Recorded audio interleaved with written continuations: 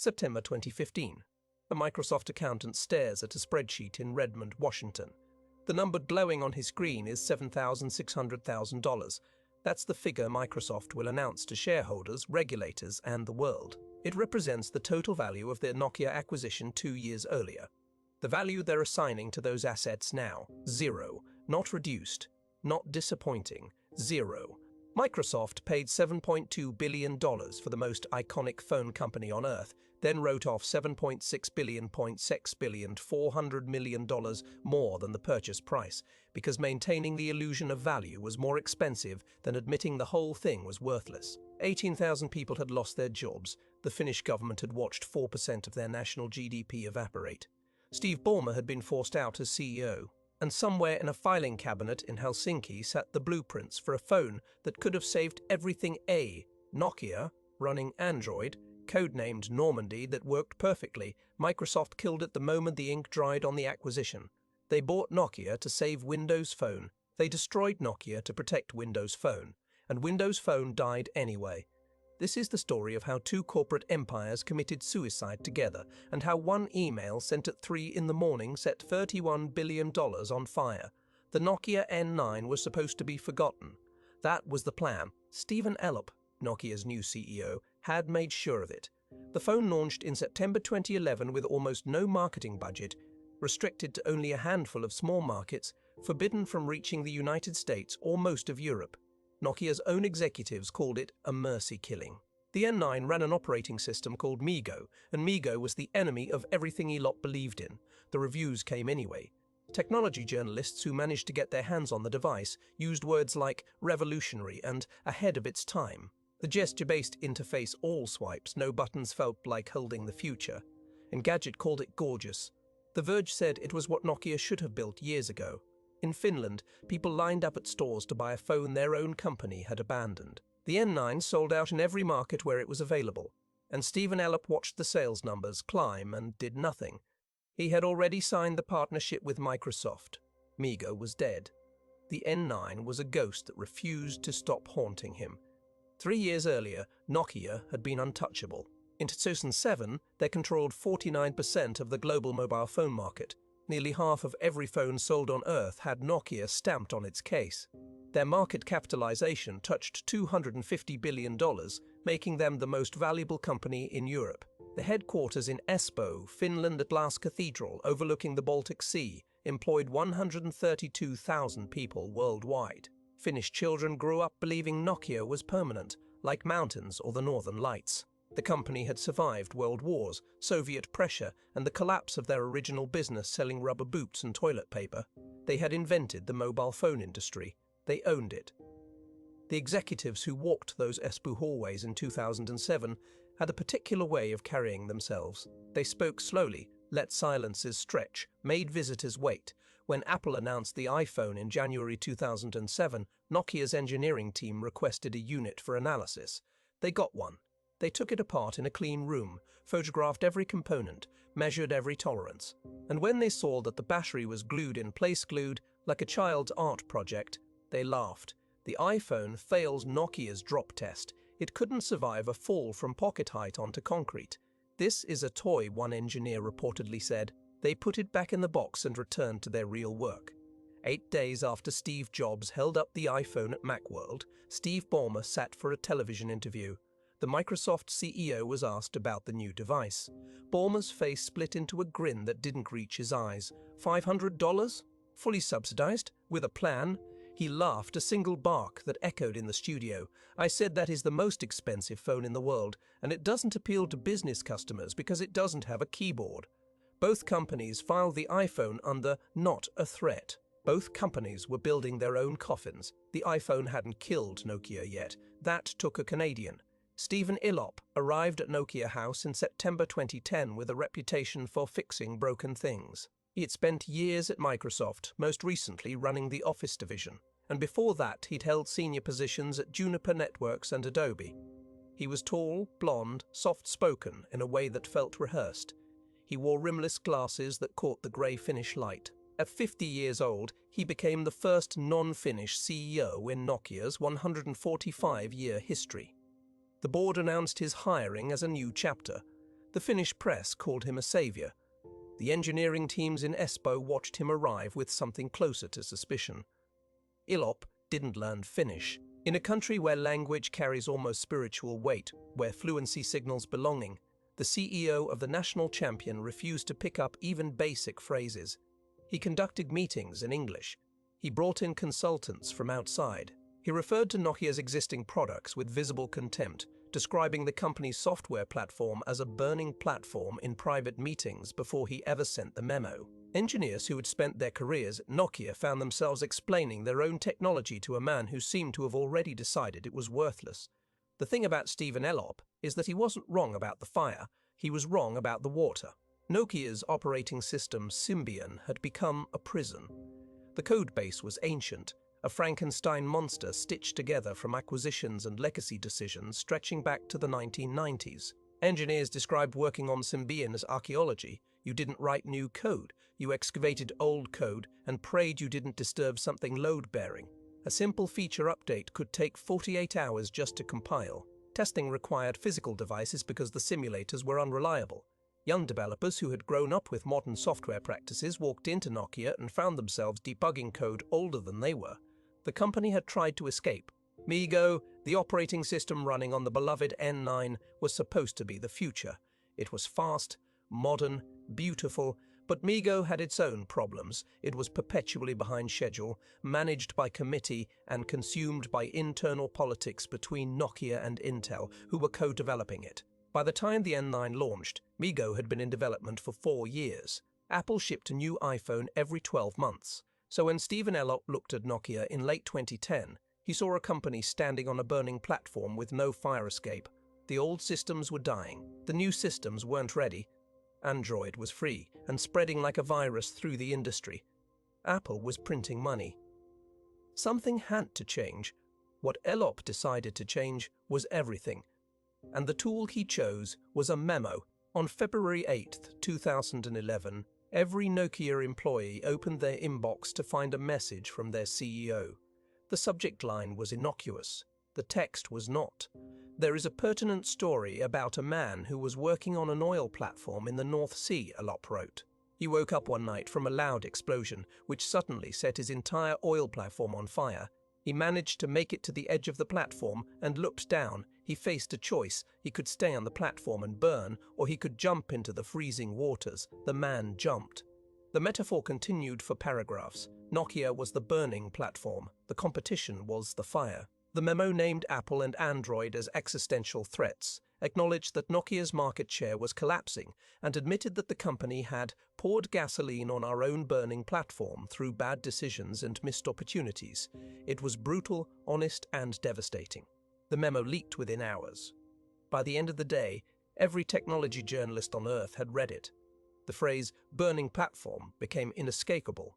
Customers who had been considering Nokia phones suddenly wondered why they would buy from a company whose own CEO said they were dying. Nokia's stock dropped. Sales dropped faster. Elop had intended the memo as a wake-up call. He got a bank run instead. 3 days later, Elop announced the partnership with Microsoft. Nokia would abandon MeGo. They would abandon Symbian. They would adopt Windows Phone as their primary smartphone operating system. The crowd at the Mobile World Congress in Barcelona sat in stunned silence. A Finnish journalist started crying. Nokia's stock fell 14% in a single day, erasing billions in market value before Elop had finished speaking. The deal included a curious provision. Microsoft would pay Nokia approximately $1 billion per year in platform support payments. On paper, this was money to help Nokia transition to Windows Phone, to cover marketing and development costs. In practice, it was a salary. Microsoft was paying Nokia to use their operating system, paying them not to use Android. Google had already approached Nokia about adopting Android. The conversations had gone far enough that Nokia engineers had built prototype devices running Google's software. The phones worked. The economics made sense. Android was free and the Play Store ecosystem was exploding. But adopting Android would have made Nokia just another hardware manufacturer, competing against Samsung and HTC and eventually dozens of Chinese companies all running identical software. Elop believed Nokia needed differentiation. He believed Windows Phone could provide it. And he believed that his former employer, Microsoft, would make Nokia the center of their mobile strategy. What he got instead was a hostage situation. Vic Gundertra, a senior Google executive, watched the partnership announcement from Mountain View. He opened Twitter and typed 9 words that would become the deal's epitaph. "Two turkeys do not make an eagle." The turkeys tried to fly anyway. Nokia launched the Lumia series in late 2011, bright-colored phones with striking designs and Windows Phone's distinctive tile interface. The cameras were excellent. The build quality was Nokia at its best. The App Store was empty. No Instagram, no Snapchat, no banking apps. When customers walked into carrier stores, they picked up Lumia phones, admired them, then asked if they could run the same apps as their friends' iPhones. The salespeople shook their heads. The customers put the Lumias down and bought Samsungs. Meanwhile, in a secure development lab in Espoo, a team of Nokia engineers was committing corporate heresy. The project was called Normandy. The engineers had taken Nokia hardware, the same bones that ran Windows Phone, and loaded it with a forked version of Android.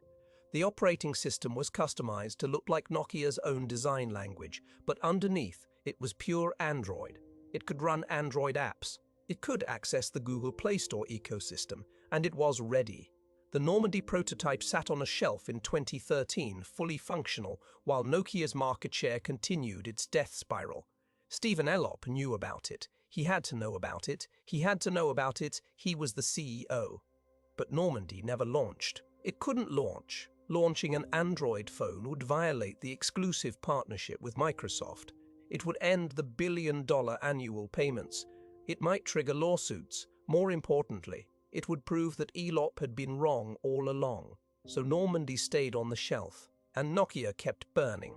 The Microsoft boardroom in Redmond, Washington, is not a room built for shouting. The furniture is expensive and sound-absorbing. The lighting is calibrated to reduce eye strain during long presentations. The temperature hovers at a precise 68 degrees Fahrenheit. In June 2013, the room was about to witness a man shatter. Steve Ballmer wanted to buy Nokia. He had wanted to buy Nokia for years. The partnership wasn't enough anymore. Windows Phone's market share was stuck in the single digits. Nokia was bleeding money despite the support payments, and Ballmer was running out of time. He was 63 years old and had been CEO of Microsoft for 13 years, watching the company slowly lose relevance while Apple and Google built the future. The Nokia acquisition was supposed to be his legacy. The deal that proved Steve Ballmer could be a visionary too.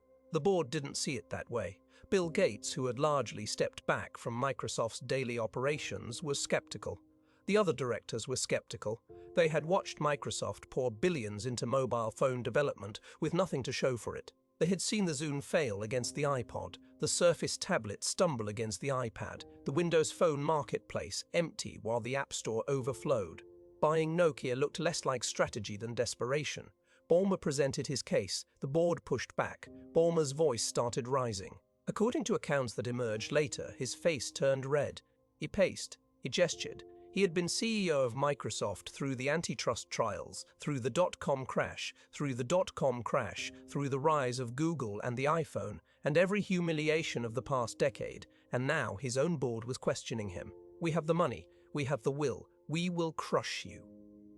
That's what Risto Siilasmaa, Nokia's chairman, later wrote that Ballmer said during the parallel negotiations with Nokia, a threat about what would happen if Nokia tried to walk away and adopt Android. But in the Microsoft boardroom, Ballmer's threats were directed at his own board. "I can't do it. I can't do it." The words hung in the temperature-controlled air. Ballmer was threatening to resign if the board blocked the Nokia deal. After 13 years as CEO, billions in salary and stock awards, and a friendship with Bill Gates stretching back to Harvard, Steve Ballmer was holding himself hostage. The board blinked. They approved the acquisition. Ballmer won. The announcement came in September 2013. The setting was a converted mansion called Kalasta Jatulpe, a few miles from Nokia's headquarters in Espoo. The building overlooked the Baltic Sea through windows that showed nothing but grey water under grey sky. Inside, lawyers had been working for 72 hours straight, surrounded by stale coffee and sandwich wrappers, drafting the final terms of the purchase agreement. Nokia was given the code name Newton. Microsoft was Mars. The Finns insisted on selling only the phone division, keeping their valuable patent portfolio and mapping business separate. Microsoft agreed to pay $7.2 billion for the devices unit and the right to license Nokia's patents. At 3 a.m. on September 2nd, Rusto Siilasmaa picked up his phone and called the Prime Minister of Finland. This was a matter of national security. Nokia had been more than a company, it was a symbol of Finnish success, proof that a small Nordic nation could compete against American and Asian giants. The Prime Minister had nothing useful to say, there was nothing the government could do, the deal went through. The press conference later that day was a study in contrasts. Steve Ballmer bounced across the stage, pumping his fist, his face split in a manic grin. He had won. He had pushed through the acquisition that would cement his legacy. Stephen Elop stood beside him, smiling efficiently, already calculating his future. The Finnish journalists in the audience wept openly. Someone asked where Jorma Ollila was, the legendary former Nokia CEO who had transformed the company from a dying industrial conglomerate into a global mobile giant. Ollila had refused to attend. According to later reports, he spent the day sitting at home in the dark. Within weeks, Ballmer announced his retirement. The board had approved the Nokia deal, but they hadn't forgotten the tantrum. The trust was broken. Steve Ballmer had won the battle and lost his job.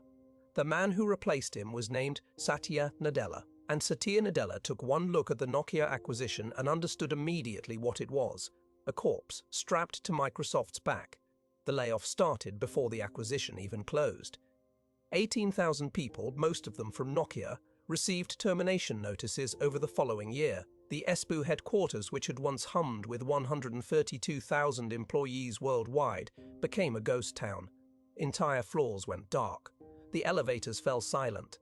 Engineers who had spent their careers building Nokia phones found themselves escorted out by security, carrying cardboard boxes past conference rooms where Microsoft consultants were already redesigning everything. The culture had changed long before the deal closed. Under Elop, Nokia had developed what internal critics called a culture of fear. Middle managers learned not to deliver bad news. Reports were massaged. Problems were hidden. When Risto Siilasmaa, the chairman, suspected that executives were lying to the board about the state of the company's software, he did something extraordinary. He taught himself to code. In 2012, the chairman of Nokia, a businessman, not an engineer, spent months learning programming so he could audit the company's technical work himself. What he found confirmed his worst suspicions. The leadership was lying. The new software was nowhere near ready. The schedules were fiction, but by then it was too late to change course. The Microsoft partnership was signed. The billion-dollar payments were flowing, and Stephen Elop was untouchable, because admitting he was wrong would mean admitting the entire strategy was wrong. The Normandy project, the secret Android phone, was killed immediately after Microsoft took control. Engineers who had worked on it for years watched their code get erased. The phone that could have saved Nokia was formatted into oblivion because it threatened Windows Phone. Microsoft didn't buy Nokia to make great phones. Microsoft bought Nokia to prevent Nokia from making Android phones. The Lumia 2520 was supposed to prove the partnership could work beyond phones. It was Nokia's Windows tablet, a sleek device with a gorgeous screen and the same excellent camera technology Nokia had put in their smartphones. It launched in late 2013, just as the acquisition was closing. It was discontinued almost immediately. Production runs were so limited that the 2520 became one of the rarest Nokia devices ever made a collector's item, not because it was valuable, but because so few people wanted it.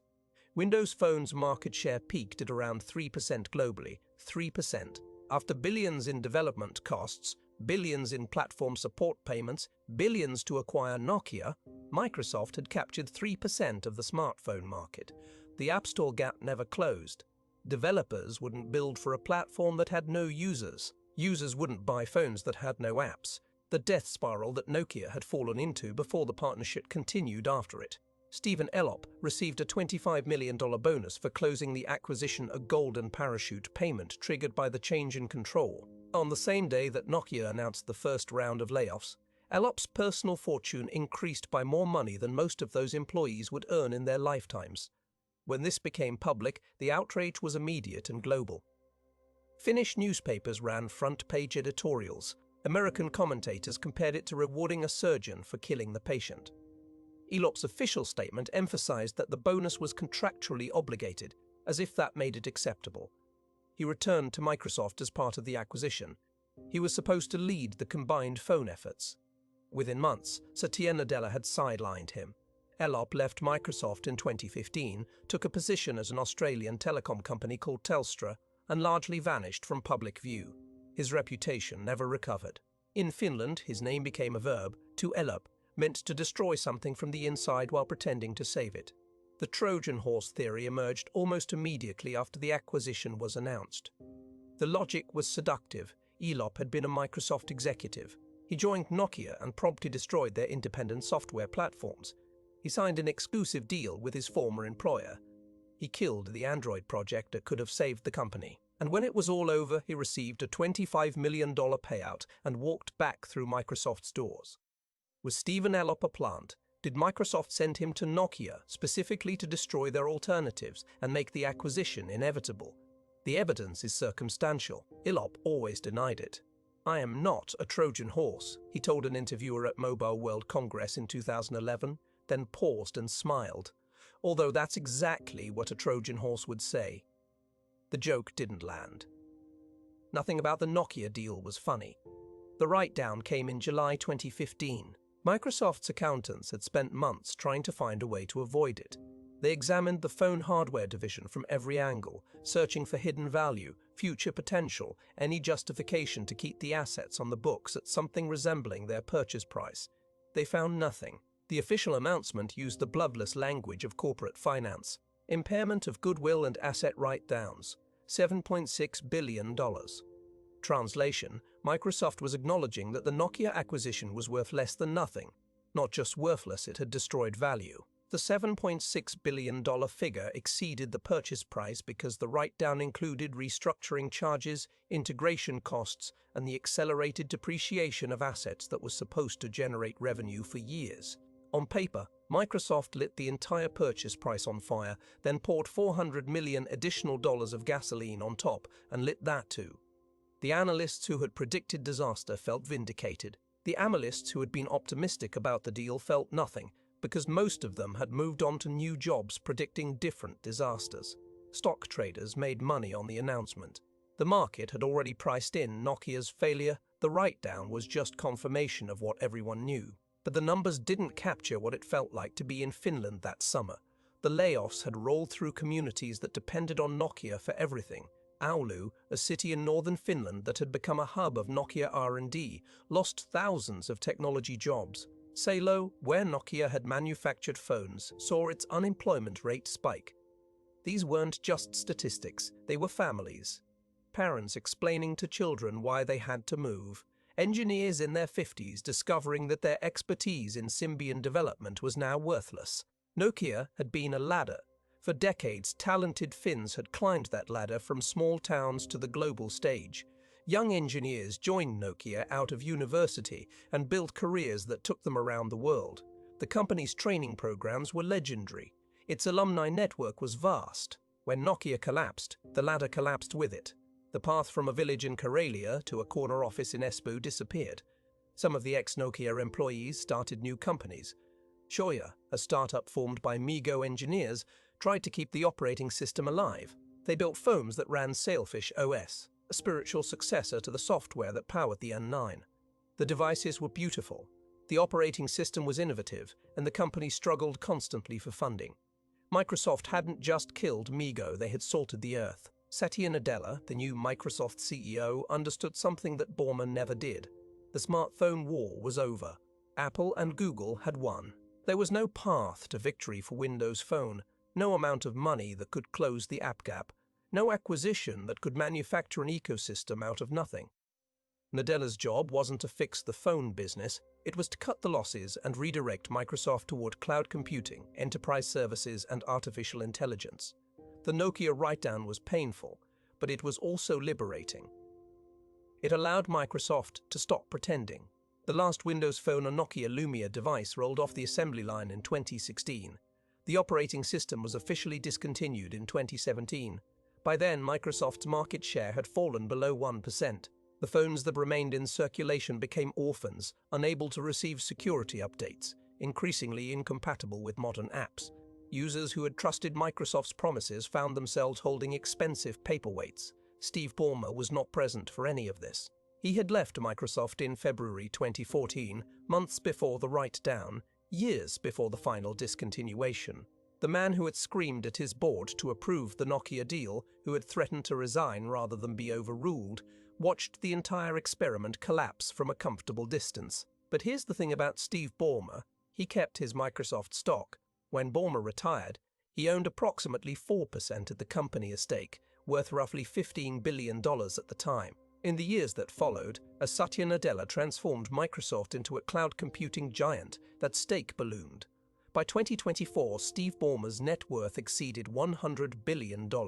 He used some of that money to buy the Los Angeles Clippers basketball team for $2 billion, at the time the second highest price ever paid for an American sports franchise. The man who presided over Microsoft's most expensive failure became one of the richest humans who has ever lived. Nokia exists today, though you might not recognize it. The phone brand was licensed to a Finnish company called HMD Global, which now makes Android phones carrying the Nokia name, the exact strategy that Stephen Elop rejected. The core of Nokia, the part that didn't get sold to Microsoft, pivoted to telecommunications infrastructure. They build 5G towers, network equipment, the invisible backbone of the mobile internet. Your iPhone connects to Nokia hardware every time you make a call or load a web page. The company is profitable, stable, irrelevant. They're a supplier, not a champion. The headquarters in Espoo still overlooks the Baltic Sea. The building is still there. But the energy is different now. The elevators are quieter. The cafeteria serves fewer people. The sense of destiny that once filled those glass corridors. The feeling that Nokia was building the future evaporated somewhere around 2011 and never came back.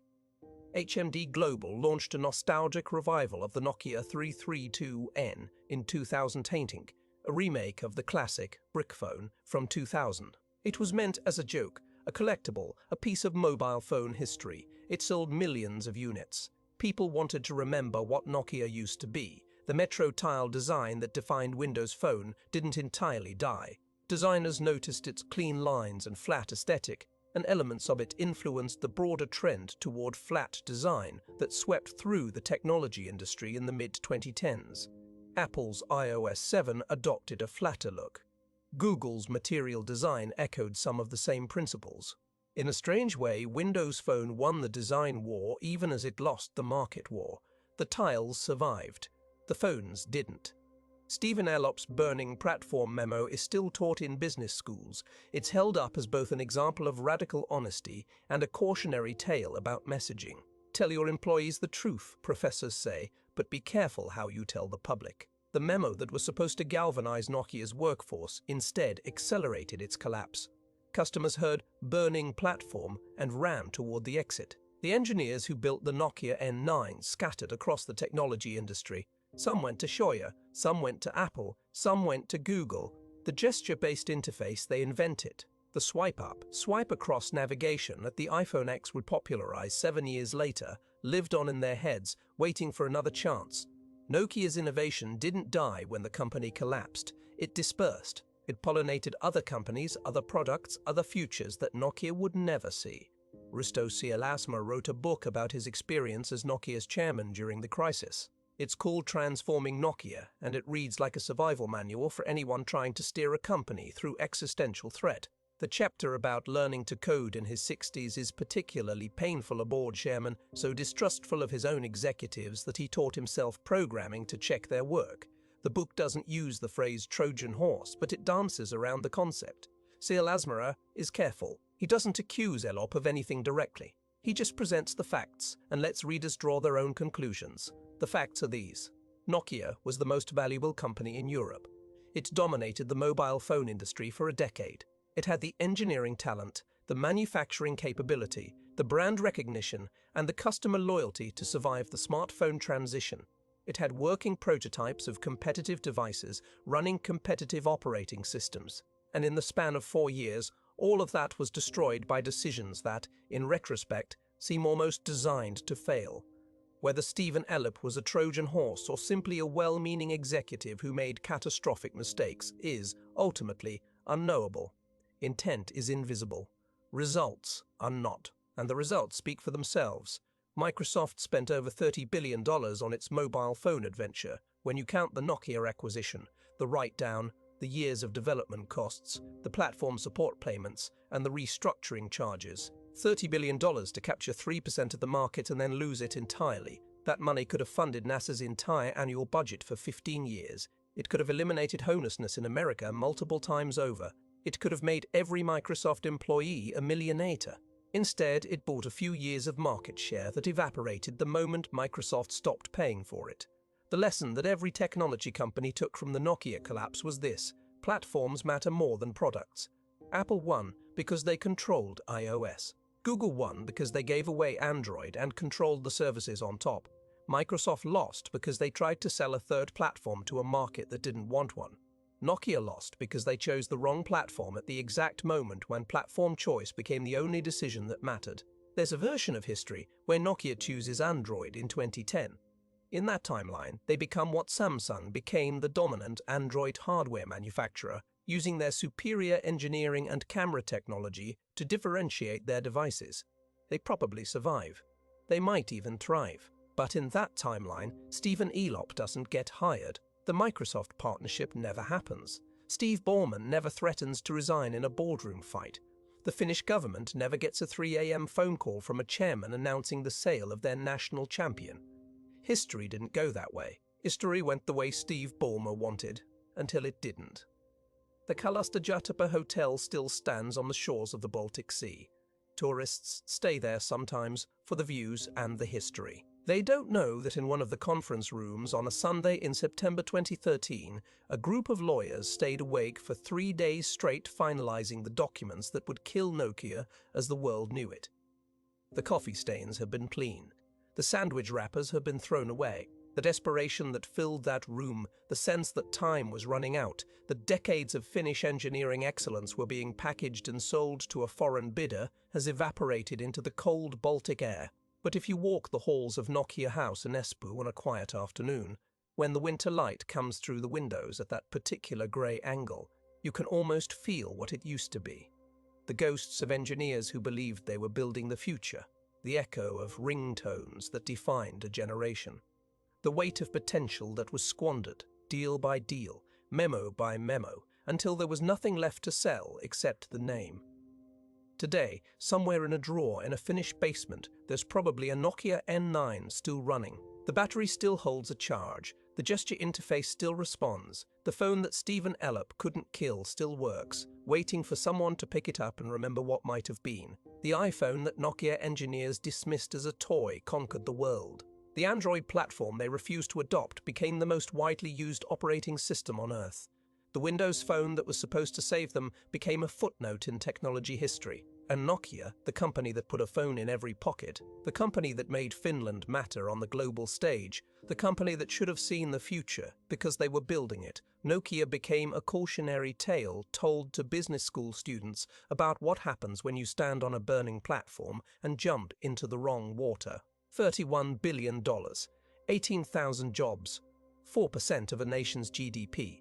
One memo, one partnership, one acquisition, 0 phones. The headquarters still overlooks the Baltic Sea.